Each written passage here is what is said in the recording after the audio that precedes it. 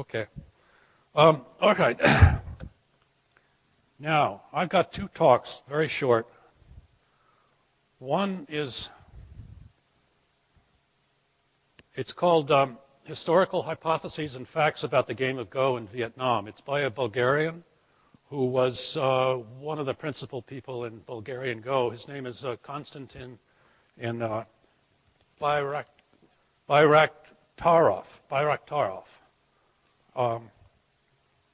He did some work in Vietnam. He noticed that, for example, that Go emanated from China all over Southeast Asia.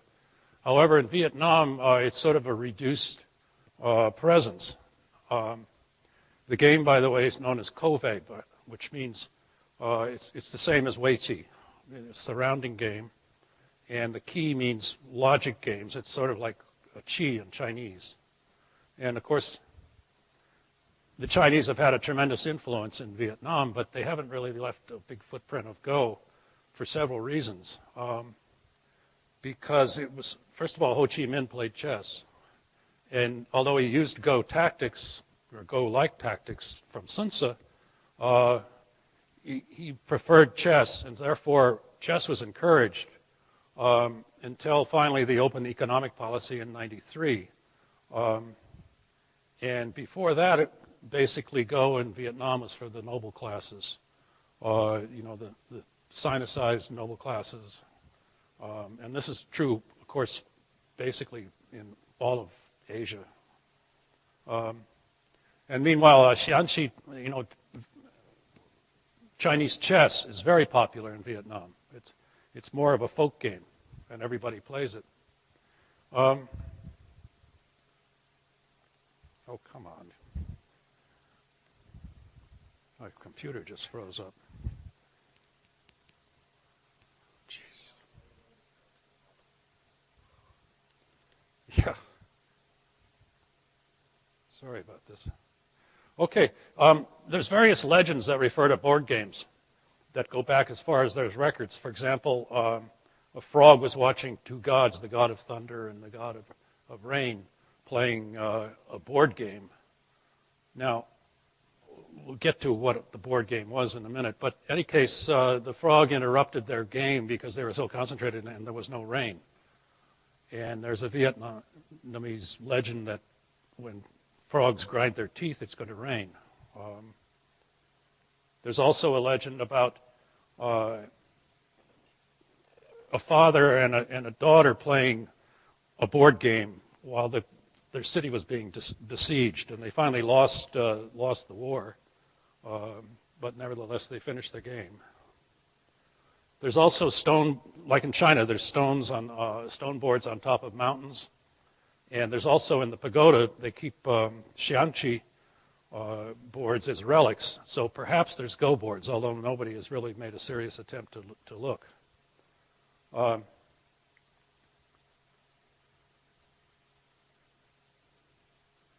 Okay. The problem with these things saying they're chess is it's long before chess was invented.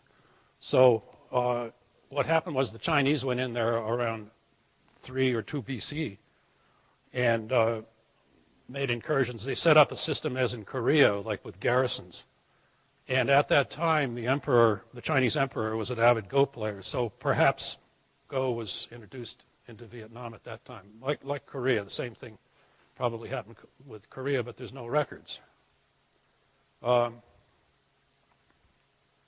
It's only after the 10th century that you get some real records, because that's when they freed themselves from the Chinese. And the first thing they did was establish a martial arts and a military arts school, academy. So presumably they would have been playing Go then. There's also a rotten axe story that comes from the building of a pagoda on what's called Rotten Axe Hill. It's Phat Tik, T-I-C-H, 11th century A.D. And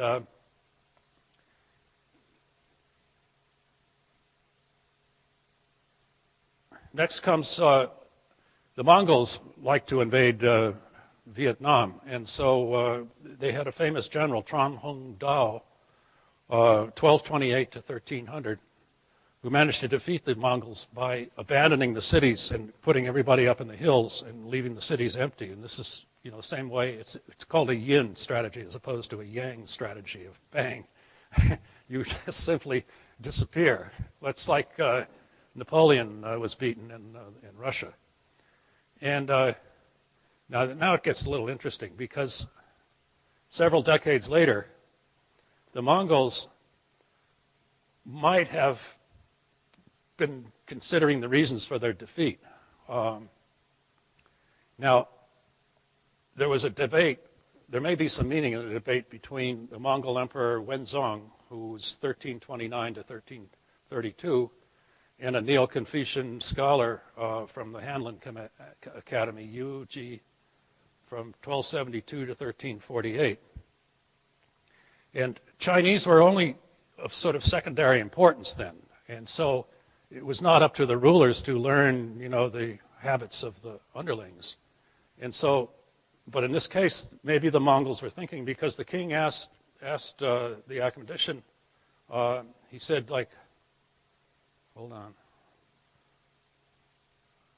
on. If I'm son of heaven, do I have to be able to play Go? And Yuchi answered in the affirmative, and he quoted Confucius and Mencius. So perhaps there's some other meaning in that, which could be a little interesting. Anyway, in old Vietnamese literature, there are plenty of references to Go in the poetry, particularly in the poetry. There's anywhere he lists about a half a dozen poets. There's probably a lot more. Just an example. Ninggun Xiong from the Tran dynasty, that's 1225 to 1400, wrote a famous poem called Homeland. To play Go and to be eased of cares is a supreme pleasure. Drinking wine with a friend coming to visit you brings out memories of homeland. And this ties together the verbal and the nonverbal and the glass of wine, which happens in a lot of that poetry, to kind of expand the mind. That's the metaphor there. And it refers also to Confucius saying to meet a friend from far off places, isn't that happiness?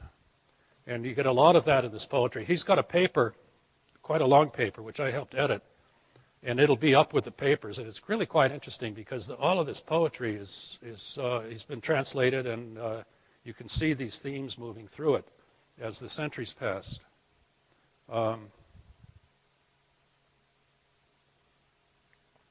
Now, there's a 17th century story about a Vietnamese king and a Chinese ambassador that could be apocryphal, but maybe it's not. But the Chinese ambassador thought he was a pretty good Go player, and so the king sort of challenged him. But the king had an advisor who was said to be a good chess player. Now, I don't know if it was a Go player or not. I mean, the record says he was a chess player. But often, by the way, in this poetry, you can't tell whether it's Go or chess that they're talking about. So sometimes it's specifically Go. In this case, who knows? But in any case, what this helper did, he dressed as a servant to hold an umbrella because they played out in the courtyard, in the hot sun. And the umbrella had a little hole in it. And he would point to the moves. And so therefore the king called him, got a title, and called Best Player of Go or the Master of Go. So another story. And anyway, of course, in the Vietnam War, the old saying goes that, they were playing Go and we were playing chess, although Richard Boselich says the opposite, but I kind of doubt that. But in any case, as I said, actually Ho Chi Minh played chess, but they did use Sun Tzu tactics, and that was, they won too. Recently now, modern Go, it's recovered. There's several Go clubs in Hanoi and throughout Vietnam. There's others. They first participated in the World Amateurs in 1999, I guess. And And then also, they've got like 5 and 6 Dan players. They haven't got a professional yet, but they're on their way.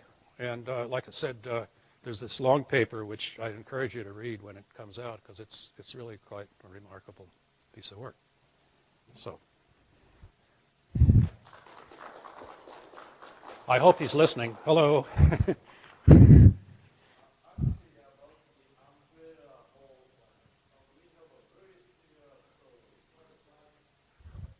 Oh, the mic. Yeah, about the whole of the umbrella stories, we have a very similar stories in early 17th centuries, played in between Tokugawa years and probably Maeda. And then Tokugawa years asked the Sansa to give some advice because he usually lose to him, and he was hard. His pride was very hard. So Sansa just give the information through the umbrellas and then beat him. Actually, the supporter, actually he is not a high position, but he get angry and almost he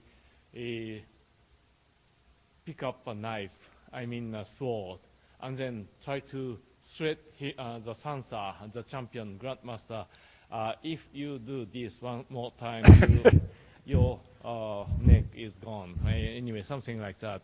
So it was a true story, and it's actually we have a written record, and I don't know where that Vietnam story come from. Someone may similar the stories. I'm not sure that. Yeah, there's a number of these stories that that are all through the Go area there in Asia. They're fun. Yeah, you know? Thank you very much. Thank you.